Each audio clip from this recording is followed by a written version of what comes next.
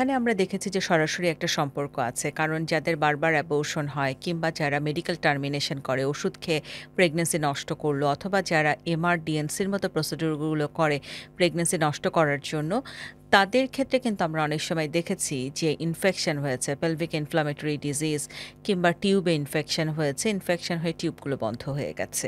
এই ধরনের প্রবলেম আমরা একটা পাই। সেকেন্ড আরো ২ টো প্রবলেম পাই। যারা খুব ফ্রিকোয়েন্ট ডিএনসি বা এমআর করেন তাদের ক্ষেত্রে আমরা অ্যাডেনোমায়োসিস এখন খুব বেশি পাই।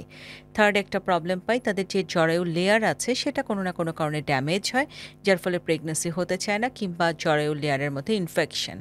অতএব এই সবগুলো কারণ কিন্তু অত্যন্ত নেগেটিভলি প্রভাবিত করে আপনার ফিউচার প্রেগন্যান্সি হওয়ার জন্য।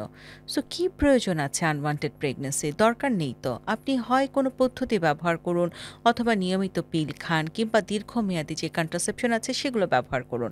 কারণ আনওয়ান্টেড প্রেগন্যান্সিটাকে যখনই আপনারা টার্মিনেশন করতে যাচ্ছেন বা নষ্ট করতে যাচ্ছেন, সেটার সিক্যুয়েলি হিসেবে টিউব বন্ধ হয়ে যাওয়া, ইউট্রাস ইনফেকশন হওয়া কিংবা টিউবে ইনফেকশন হওয়া, যেটা বন্ধ্যাত্বের কারণ হতে পারে।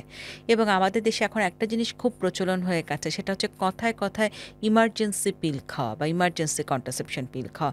এটারও অত্যন্ত সাইড ইফেক্ট আছে। এটাও ইনডিরেক্টলি ইনফার্টিলিটির জন্য কারণ হতে পারে।